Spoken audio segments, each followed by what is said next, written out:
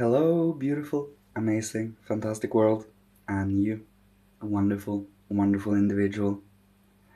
Today, I would like to speak about silent sensing, observation, and feeling of our emotions and more middleman sensations and life.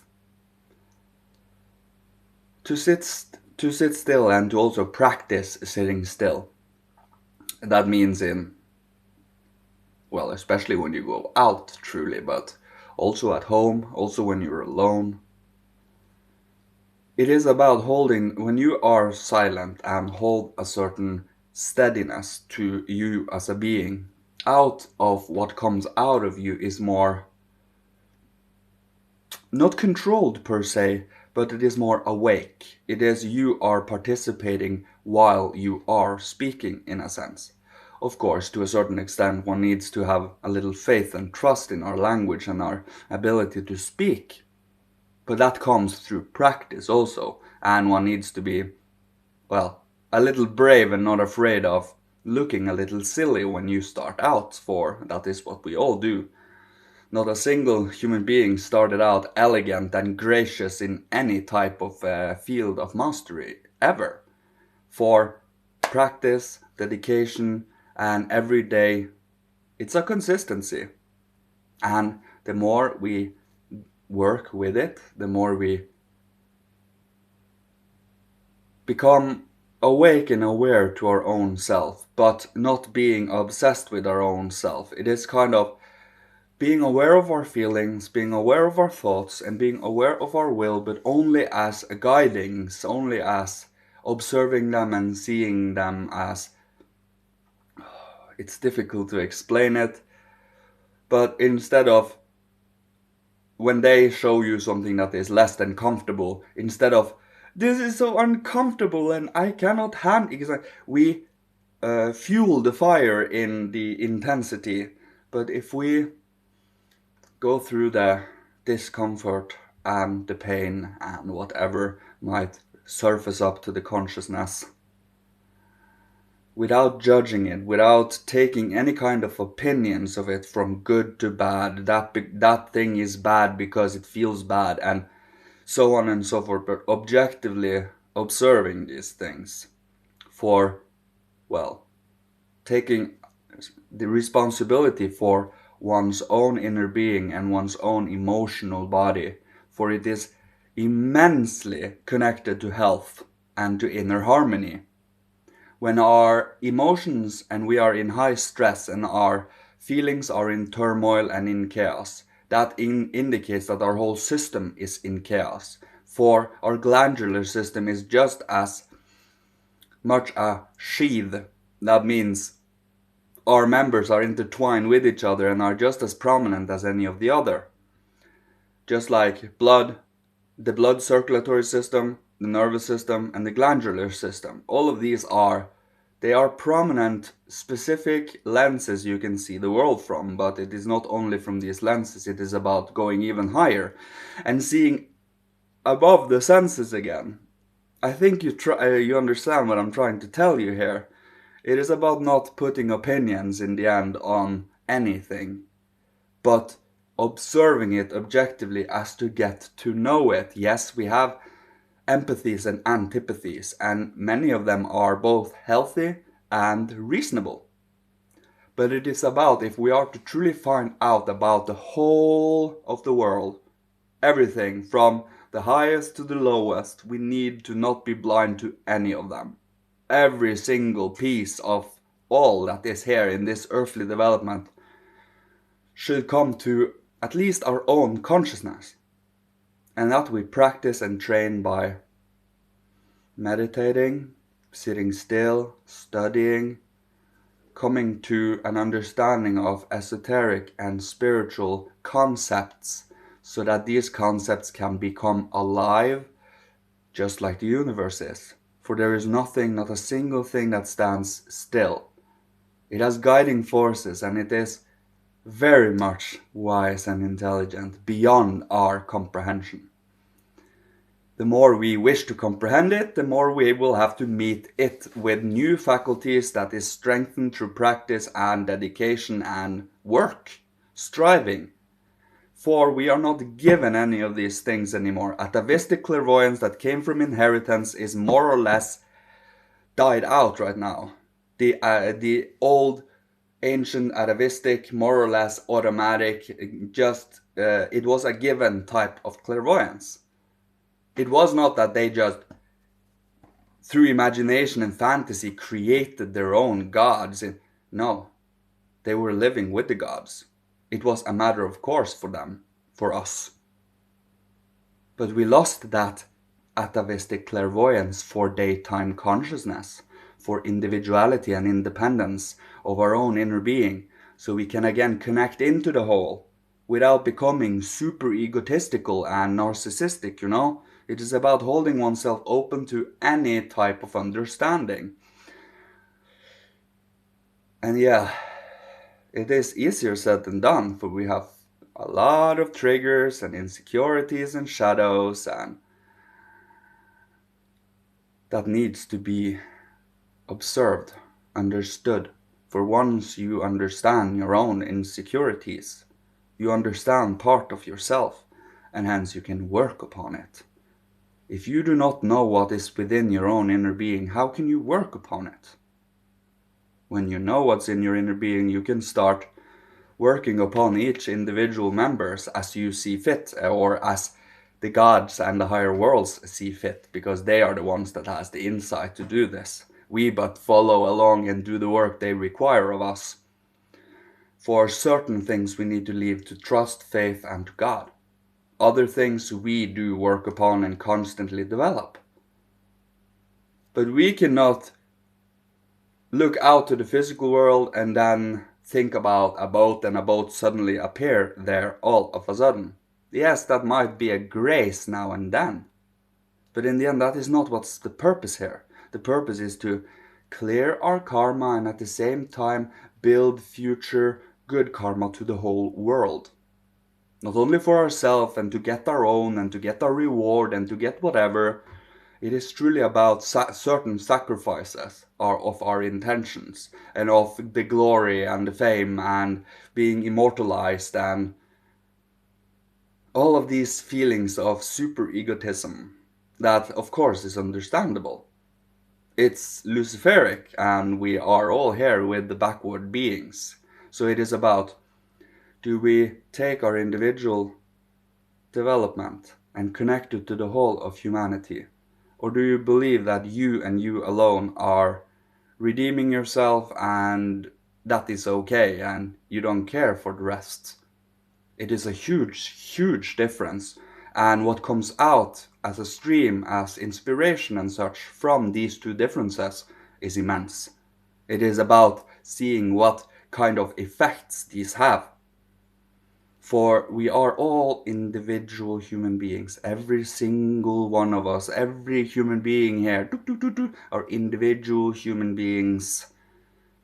When you can start to see that as a reality in detail, the more alive it becomes, the more closer to the hierarchy and to the living spiritual cosmos you come to. For everything is alive. The only thing that is perceivably constantly breaking down is the mineral. It doesn't work like that out in space. It has completely different rules again then. But once down here on Earth, death is a thing. Out in the cosmos, transformation is a thing. It is many different rules to these things, and one needs to be very flexible and alive to see the many variations instead of believing that truth comes from one side only. Taking 4 different pictures from 4 different angles on a tree creates a whole circle, a whole picture of the tree. You need to see it from any variety of variations of angles. And the more you do that, the more flexible and alive you come. You stimulate this. It's the best way to describe it. And it becomes more and more alive by the hour, by the day you do this. And all for humanity and for helping the future of all of mankind. We do constantly struggle and strive with our own inner being and whatever might come up, right?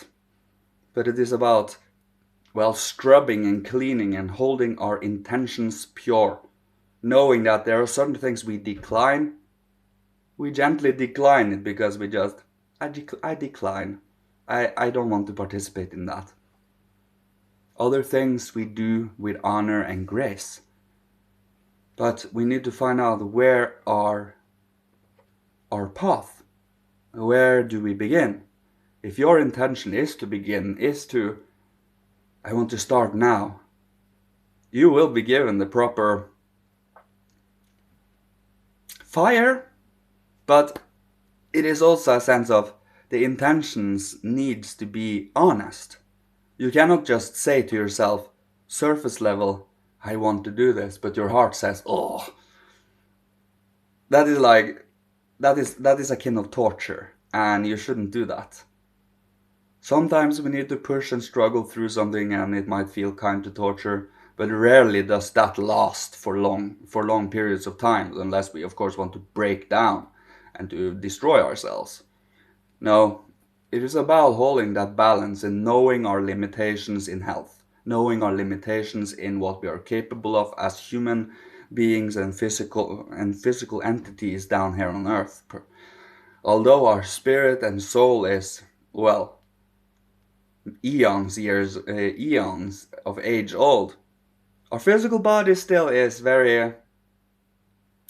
it has a limited amount of life force daily. So the best way is to utilize that life force as best as we can throughout the whole day, so when in the end of the day we are tired out and can go to sleep with a smile and go to sleep early with a smile, wake up early with a smile and a prayer.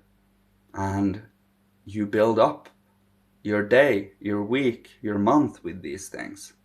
And yeah, I think I will leave you with this today. And keep going, keep staying strong in the path. And have faith and trust that the higher worlds are here, guiding and protecting you. And I pray to them that they are, and that they are. For I love you all, my dear beautiful siblings. And I pray that we will come over time, over a period and progress and process. We shed what needs to be shed and introduce new and healthy, loving, nurturing impulses.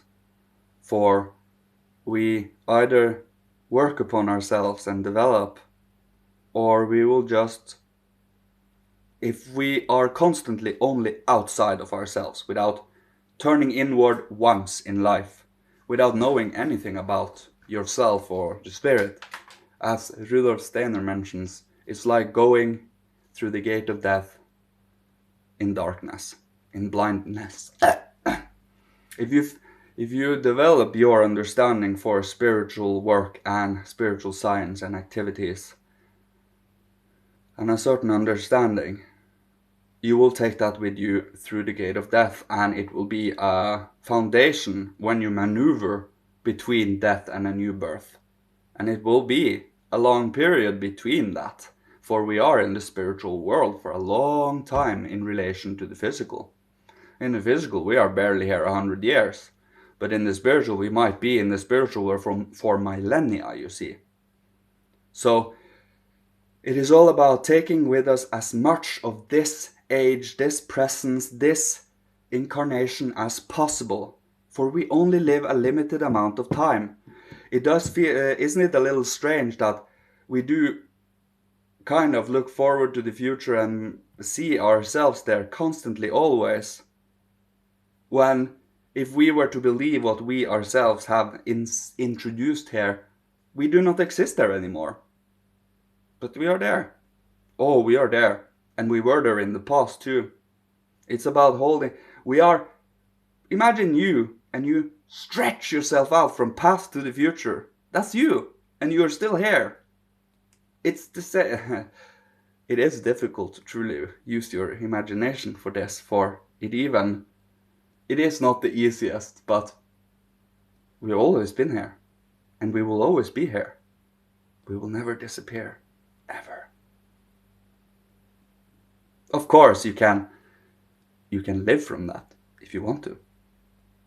But what kind of actions, feelings, and thoughts for life, for the world, for another human being comes out of that?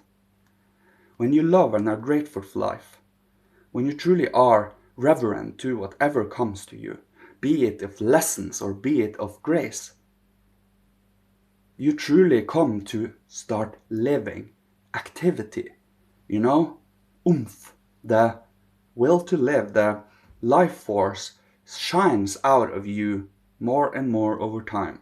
For you build and develop your body to express your spirit and soul as healthily and as honestly and as truthfully and as direct as we can. For better being completely, utterly authentic and looking stupid than having a mask on and lying.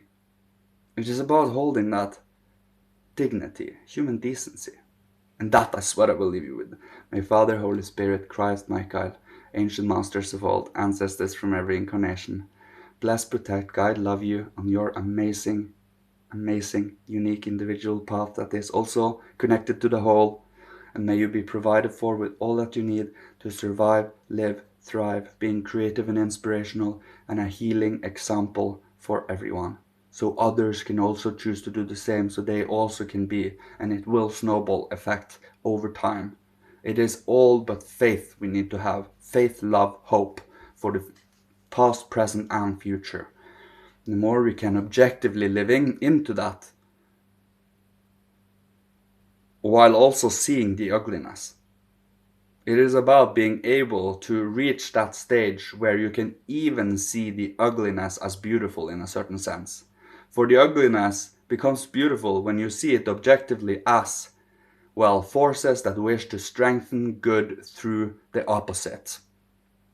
And we overcome that through knowing the opposite, or else everything would just be an upward or an in-breath or an in-breath only or an out-breath only. I love those examples, but we are in a twofold in what was the word for it?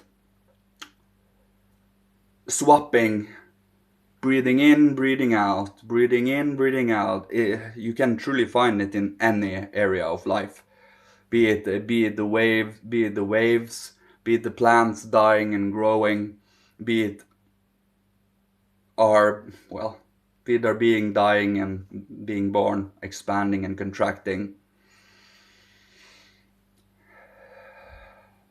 Many secrets. And by no means are we even close to mastering all of this yet. We're just getting started. And that is the joy of it all, for there is no end. There is always something to do. There is always something in life to develop and understand and study and practice. The more we go into that with an intention of compassion, warmth, and infusing life again with the hierarchy, seeing the hierarchy's effects and works in every physical thing, and trying to find out the correlations. And it takes time, for we need to really relearn what we have been taught, and that requires active striving, overriding our old habits and automatic mechanical behaviors and dispositions. And that I will leave you with today, for we are alive. We are spiritually alive beings in a physical body, constantly developing. 7-year cycles. After 7 years, all of your cells in your physical body has changed and you are a quote-unquote new physical being. But you are still the same. You, as an individual personality, still. Yes, you have earned and gained a lot of experiences and different kinds of situations that has helped your soul deepen and expand. Of course, it also depends on if you have reflected upon that or not. You see the difference, it's huge. So, thank you. I love you so much. May you be safe and sound. I pray for your success in all benevolent endeavors. Thank you so much. Love you. See you. Goodbye.